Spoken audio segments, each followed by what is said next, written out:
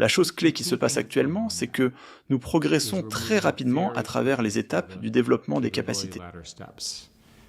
Et je pense qu'il y a environ 3 phénomènes actuels qui vont changer profondément le monde très rapidement. Et quand je dis très rapidement, le cycle est d'environ un nouveau modèle tous les 12 à 18 mois.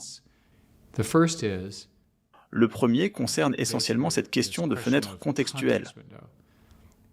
Pour les non-techniciens, la fenêtre contextuelle est l'invite que vous posez. Par exemple, étudier John F. Kennedy, ou quelque chose comme ça. Mais en fait, cette fenêtre contextuelle peut contenir 1 million de mots. Et cette année, les gens inventent une fenêtre contextuelle qui est infiniment longue. C'est très important, car cela signifie que vous pouvez prendre la réponse du système, la réintégrer, et ensuite poser une autre question. Donc, je veux une recette. Je veux une recette pour fabriquer un médicament ou quelque chose. Alors je dis, quelle est la première étape? Et il répond, acheter ces matériaux. Puis vous dites, d'accord, j'ai acheté ces matériaux. Maintenant, quelle est ma prochaine étape? Et puis il dit, acheter une casserole. Et l'étape suivante est, combien de temps dois-je mélanger le tout? Vous voyez, c'est une recette. C'est ce qu'on appelle le raisonnement en chaîne de pensée. Et cela se généralise très bien. Nous devrions être capables, dans 5 ans, par exemple, de produire des recettes de 1000 étapes pour résoudre des problèmes vraiment importants en sciences, en médecine, en sciences des matériaux, changement climatique, ce genre de choses. C'est le premier point. Le deuxième concerne les agents. Un agent peut être compris comme un grand modèle de langage, qui connaît quelque chose de nouveau, ou qui a appris quelque chose. Un exemple serait lire tout sur la chimie, apprendre quelque chose sur la chimie, avoir un tas d'hypothèses sur la chimie, mener des tests dans un laboratoire sur la chimie, puis ajouter cela à votre agent. Ces agents vont être vraiment puissants, et il est raisonnable de s'attendre à ce que les agents soient non seulement nombreux, et je parle de millions, mais il y aura l'équivalent de GitHub pour les agents. Il y aura de très nombreux agents circulants et disponibles pour vous. Et le troisième, qui est pour moi le plus profond, qui commence déjà à se produire, c'est le texte vers l'action. Et beaucoup d'agents seront disponibles. Écrivez-moi un logiciel. Je vais vous écrire un logiciel pour faire quelque chose. Vous le dites simplement. Pouvez-vous imaginer avoir des programmeurs qui font réellement ce que vous demandez? Et il le fait 24 heures, un jour. Et étrangement, ces systèmes sont bons pour écrire du code dans des langages comme Python. Vous combinez tout cela et vous avez une fenêtre de contexte infinie. Et puis la capacité de faire cette programmation. Que se passe-t-il ensuite? Il y a beaucoup de questions ici, et maintenant nous abordons les questions de science-fiction. Je suis sûr que les 3 choses que j'ai nommées sont en train de se produire parce que ce travail est en cours. Mais à un moment donné, ces systèmes deviendront assez puissants pour que vous puissiez prendre les agents et qu'ils commencent à travailler ensemble. Votre agent, mon agent, son agent et le sien se combineront tous pour résoudre un nouveau problème. À un certain moment, on pense que ces agents développeront leur propre langage, et c'est à ce moment-là que nous ne comprendrons plus ce que nous faisons. Savez-vous ce que nous devrions faire? Débrancher la prise. Littéralement débrancher l'ordinateur. C'est vraiment un problème quand les agents commencent à communiquer de manière et à faire des choses que nous, en tant qu'humains, ne comprenons pas. C'est la limite à mon avis. Et selon vous, à quelle distance dans le futur cela se situe-t-il? Eh bien, il y a eu de nombreuses prédictions. Clairement, les agents et ces choses apparaîtront dans les prochaines années. Et cela n'arrivera pas comme il n'y aura pas un jour où tout le monde dira « Oh mon Dieu !» C'est plutôt une question de capacité. Chaque mois, tous les 6 mois, et ainsi de suite. Une attente raisonnable est que nous serons dans ce nouveau monde d'ici 5 ans, pas 10. Et la raison est qu'il y a tellement d'argent, et il y a aussi tellement de façons dont les gens essaient d'accomplir cela. Vous avez les grands acteurs, les 3 grands modèles de joueurs, mais vous avez un très grand nombre d'acteurs qui programment à un niveau inférieur, à un coût bien moindre, qui itèrent très rapidement. De plus, vous avez beaucoup de recherches. Je pense qu'il y a toutes les raisons de croire qu'une version de ce que je dis se produira d'ici 5 ans, voire plus tôt. Alors, vous dites débrancher la prise. Donc 2 questions. Comment débranchez-vous la prise? Mais même avant de débrancher, si vous savez que vous êtes déjà dans un raisonnement en chaîne de pensée et que vous vous dirigez vers ce que vous craignez, n'avez-vous pas besoin de réguler à un moment donné pour que cela n'arrive pas? Ou est-ce au-delà de la portée de la régulation?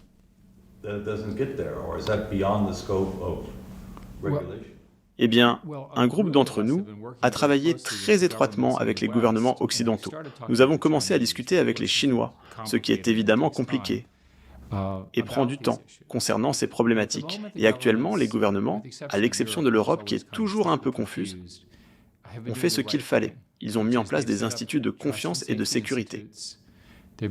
Ils commencent à apprendre comment mesurer et vérifier les choses. La bonne approche consiste à ce que les gouvernements nous surveillent et s'assurent que nous ne perdions pas de vue l'objectif. Tant que les entreprises sont des sociétés occidentales bien gérées, avec des actionnaires, des poursuites judiciaires et tout le reste, nous irons bien. Il y a une grande préoccupation dans ces entreprises occidentales concernant la responsabilité. Il y a une grande préoccupation concernant la responsabilité et les actions néfastes. Personne ne veut blesser autrui. Ils ne se réveillent pas le matin en se disant « blessons quelqu'un aujourd'hui ». Bien sûr, il y a le problème de la prolifération. Mais en ce qui concerne la recherche fondamentale, les chercheurs essaient d'être honnêtes. D'accord. Donc c'est pour l'Occident. En disant l'Occident, vous sous-entendez que la prolifération en dehors de l'Occident est là où se trouve le danger. Les méchants sont quelque part là-bas. Eh bien, l'une des choses que nous savons, et c'est toujours utile de le rappeler aux techno-optimistes de mon monde, il y a des personnes malveillantes et elles utiliseront vos outils pour faire du mal. Mon exemple préféré est que la technologie de reconnaissance faciale n'a pas été inventée pour contrôler les Ouïghours. Personne n'a dit « nous allons inventer la reconnaissance faciale pour contrôler cette minorité en Chine appelée les Ouïghours ». Mais cela se produit. Toute technologie a un double usage. Toutes ces inventions peuvent être détournées. Et il est important que les inventeurs soient honnêtes à ce sujet. Ils ne vont pas pouvoir trouver un moyen de l'éviter. Concernant l'open source, pour ceux d'entre vous qui ne suivent pas, l'open source, c'est quand le code source et les modèles, les poids, c'est-à-dire les nombres qui ont été calculés, sont rendus publics. Ces éléments se diffusent immédiatement dans le monde entier. Et où vont-ils? Ils vont en Chine, bien sûr. Ils vont en Russie. Ils vont en Iran, ils vont en Biélorussie, ils vont en Corée du Nord. Lors de mon dernier séjour en Chine, la grande majorité, essentiellement tous les travaux que j'ai vus, ont commencé avec la Chine. La grande majorité des travaux que j'ai vus ont commencé avec des modèles open source de l'Occident, qui ont ensuite été amplifiés. Donc il me semble évident que ces entreprises leaders, celles dont je parle, celles qui investissent 1 milliard ou éventuellement 10 milliards dans ce domaine, seront étroitement réglementées. Je crains que les autres ne le soient. Je m'inquiète que le reste ne le soit pas. Je vais vous donner un autre exemple. Regardez le problème de la désinformation. Je pense qu'il est largement insoluble. Et la raison est que le code pour générer de la désinformation est essentiellement gratuit. N'importe qui, une bonne personne ou une mauvaise personne, y a accès. Cela ne coûte rien. Et ils produisent de très bonnes images. Il existe des solutions réglementaires à cela. Mais le point important est que ce chat est sorti du sac, ou quelle que soit la métaphore que vous voulez utiliser. Il est important que ces systèmes plus puissants, surtout à mesure qu'ils se rapprochent de l'intelligence générale, aient des limites à leur prolifération. Et ce problème n'est pas encore résolu. Pour rebondir sur votre point concernant le financement, Fei Fei Li de Stanford soutient que c'est le plus gros problème, car il y a tellement d'argent qui va dans le secteur privé, et qui est leur concurrence pour examiner quelles sont les lignes rouges ou autres. Ce sont les universités qui n'ont pas beaucoup d'argent. Donc, vous faites vraiment confiance à ces entreprises pour être transparentes. Elles sont suffisamment transparentes pour être réglementées par un gouvernement qui ne sait pas vraiment de quoi il parle.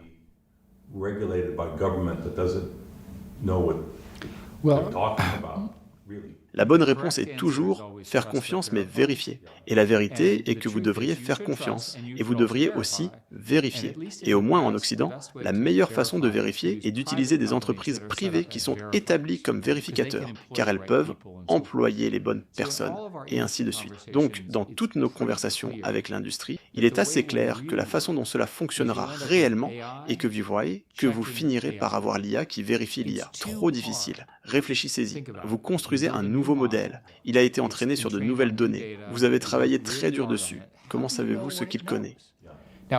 Vous pouvez lui poser toutes les questions précédentes. Mais que se passe-t-il s'il a découvert quelque chose de complètement nouveau auquel vous ne pensez pas? Et ces systèmes ne peuvent pas régurgiter tout ce qu'ils savent. Vous devez les interroger morceau par morceau par morceau. Donc il est parfaitement logique qu'une IA, l'IA serait le seul moyen de surveiller cela. Des gens travaillent là-dessus. Concernant l'argument de Fei Fei, elle a complètement raison. Nous avons les riches entreprises privées Et nous avons les universités pauvres qui ont un talent incroyable. Cela devrait être une priorité nationale majeure dans tous les pays occidentaux, d'obtenir des financements pour la recherche sur le matériel. Si vous étiez physicien il y a 50 ans, vous deviez vous déplacer là où se trouvaient les cyclotrons parce qu'il était vraiment difficile et coûteux. Et d'ailleurs, ils sont toujours vraiment difficiles et coûteux. Vous devez être près d'un cyclotron pour faire votre travail de physicien. Nous n'avons jamais eu cela dans le logiciel. Nos produits étaient peu coûteux en capitaux. L'arrivée de l'entraînement intensif dans notre industrie est un énorme changement économique. Et ce qui se passe, c'est que les entreprises comprennent cela. Et les entreprises vraiment riches, je pense à Microsoft et Google par exemple, prévoient de dépenser des milliards de dollars. Des milliards de dollars. Parce qu'elles ont l'argent, elles ont de grandes entreprises, l'argent rentre, c'est bien. D'où vient l'innovation? Ils n'ont pas ce type de matériel et pourtant ils ont besoin d'y accéder. Vous aviez constitué un groupe pour discuter du potentiel et des possibilités catastrophiques de l'IA. Où se situent les Chinois dans tout cela? D'un côté, je vous ai entendu dire, et pas seulement vous, que nous devons tout faire pour concurrencer les Chinois. Pour certaines des raisons que vous venez d'évoquer, parce qu'il pourrait y avoir des acteurs malveillants ou des intentions néfastes. Mais où est-il approprié de coopérer et pourquoi? Eh bien, tout d'abord, les Chinois devraient être assez inquiets. Ils devraient s'inquiéter de l'IA générative. Et la raison est qu'ils n'ont pas de liberté d'expression. Alors que faites-vous quand le système génère quelque chose qui n'est pas autorisé dans leur pays? Qui emprisonnez-vous? L'ordinateur, l'utilisateur, le développeur, les données d'entraînement. Ce n'est pas du tout évident. Et les régulateurs chinois ont été jusqu'à présent relativement intelligents à ce sujet. Mais c'est évident, si l'on y réfléchit, que la diffusion de ces technologies sera très restreinte en Chine, car cela remet fondamentalement en question leur monopole de l'information. Cela a du sens. Donc, dans nos discussions avec la Chine, tant Dr Kissinger que moi, lorsque nous étions ensemble, et malheureusement, il est décédé, et les réunions suivantes ont été organisées grâce à son inspiration. Tout le monde s'accorde à dire qu'il y a un problème, mais nous en sommes actuellement avec la Chine à parler en termes généraux. Avec la Chine, nous parlons en termes généraux. Il n'y a pas de proposition concrète devant l'une ou l'autre partie qui soit réalisable. Et c'est acceptable, parce que c'est compliqué. Et beaucoup de cela, en raison des enjeux impliqués, il est en fait bon de prendre votre temps pour expliquer ce que vous considérez comme le problème. De nombreux informaticiens occidentaux rencontrent leurs homologues chinois et essaient de leur dire que s'ils laissent cette technologie proliférer, cela pourrait aboutir à un acte terroriste. L'utilisation abusive pour des armes biologiques, l'utilisation abusive pour des cyberattaques, et à long terme, l'inquiétude est beaucoup plus existentielle. Mais pour le moment, je pense que les conversations avec les Chinois sont largement contraintes par des préoccupations concernant les menaces biologiques et les cybermenaces. La menace à long terme ressemble à ceci. Quand je parle d'IA, je la décris comme générée par l'humain. Donc vous ou moi, lui donnons, du moins en théorie, une commande. Et cela peut être une commande très longue, et elle peut être récursive dans le sens, mais elle commence avec un jugement humain. Il existe quelque chose techniquement appelé amélioration récursive autonome, où le modèle fonctionne de lui-même, et il apprend et devient de plus en plus intelligent. Quand cela se produit, ou quand des interactions hétérogènes entre agents se produisent, nous avons un ensemble de menaces très différents, dont nous ne sommes pas prêts à parler à qui que ce soit, parce que nous ne les comprenons pas. Mais elles arrivent. Voyez-vous, j'essaie d'imaginer ce que pourrait signifier un dialogue avec les Chinois. Serait-ce quelque chose comme la prolifération nucléaire, ou s'ils comprennent la menace existentielle? Pour commencer à ce niveau, peut-être un type d'organisation comme l'AIEA pour la prolifération. Pensez-vous que c'est possible sur l'horizon politique? Ce sera très difficile. Ce sera très difficile d'obtenir des traités réels avec la Chine. Ce dans quoi je suis engagé s'appelle un dialogue de deuxième voie, ce qui signifie qu'il est informel, c'est éducatif, c'est intéressant. Il est très difficile de prédire quelle sera la situation politique et la situation de menace lorsque nous arriverons aux véritables négociations entre les États-Unis et la Chine. Une exigence simple serait que si vous allez faire une formation pour quelque chose de complètement nouveau, vous devez informer l'autre partie que vous le faites, afin de ne pas les surprendre. Donc c'est comme les bombes nucléaires pendant la guerre froide. Un exemple serait une règle de non-surprise. Quand un missile est lancé n'importe où dans le monde, Tous les pays reconnaissent qu'ils savent qu'il arrive. De cette façon, ils ne sautent pas aux conclusions en pensant qu'ils les visent. Cela me semble être une règle fondamentale. De plus, si vous effectuez des entraînements puissants, il doit y avoir des accords concernant la sécurité. En biologie, il existe un ensemble de niveaux largement acceptés, BSL 1 à 4, pour le confinement de la biosécurité, ce qui est parfaitement logique car ces choses sont dangereuses. Éventuellement, il y aura un petit nombre d'ordinateurs extrêmement puissants auxquels je voudrais que vous réfléchissiez. Ils seront dans une base militaire, alimentés par une source d'énergie nucléaire à l'intérieur de cette base. Et ils seront entourés de barbelés supplémentaires et de mitrailleuses, parce que leur capacité d'invention, de puissance, et ainsi de suite, dépasse ce que nous voulons en tant que nation, donner soit à nos propres citoyens sans permission, soit à nos concurrents. Il me semble logique qu'il y en aura quelques-uns comme ça, et beaucoup d'autres systèmes qui seront plus largement disponibles. Mais vous dites que vous informeriez les Chinois de l'existence de ces systèmes. Oui, encore une fois, c'est possible que ce serait une réponse. Et vice-versa. Toutes ces choses sont mutuelles. Mais vous voulez éviter une situation où un agent autonome en Chine finit par avoir accès à une arme et la lance, pensant naïvement que c'est un jeu. Car souvenez-vous, ce ne sont pas des humains. Ils ne comprennent pas nécessairement les conséquences. Ces systèmes sont tous basés sur un principe simple de prédiction du mot suivant. Donc, nous ne parlons pas d'une intelligence supérieure ici.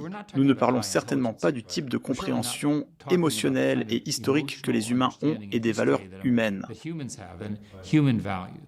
Donc, quand vous avez affaire à une intelligence non humaine qui n'a pas le bénéfice de l'expérience humaine, quelles limites lui imposez-vous ?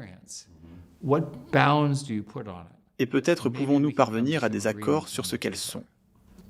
Progressent-ils de façon aussi exponentielle que nous en Occident, avec les milliards investis dans la généralisation? Donc en termes de développement de l'IA, la Chine reçoit-elle un montant comparable en milliards provenant du gouvernement ou des entreprises? Ce n'est pas au même niveau en Chine, pour des raisons que je ne comprends pas entièrement.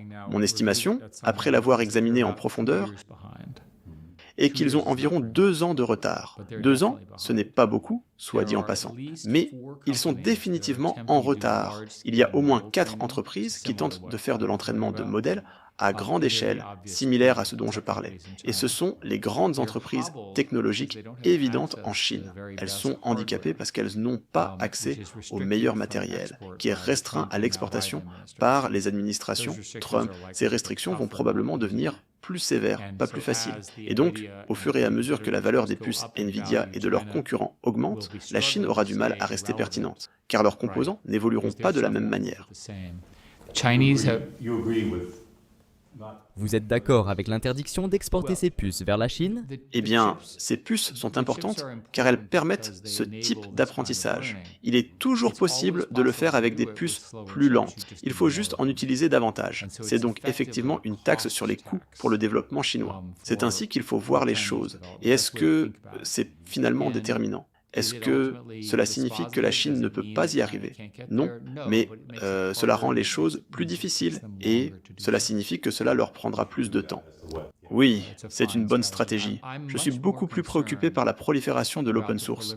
Et la raison est, et je suis sûr que les Chinois auraient la même préoccupation. Donc, encore une fois, ce sont les types de choses dont nous leur parlerons. Comprenez-vous que ces technologies peuvent être utilisées à mauvais escient contre votre gouvernement autant que contre le nôtre? Le scénario est que les partisans de l'open source font essentiellement quelque chose appelé. Ils affinent et utilisent une technologie appelée RLHF pour éliminer certaines des mauvaises réponses. Il existe de nombreuses preuves que c'est relativement facile. Si je vous donnais tous les poids, tous les éléments, et ainsi de suite, il vous serait relativement facile de les extraire et de voir la puissance brute du modèle. Et c'est une grande préoccupation. Ce problème d'ingénierie inverse n'a pas encore été résolu. Oui, l'ingénierie inverse. Et ce problème n'a pas encore été résolu.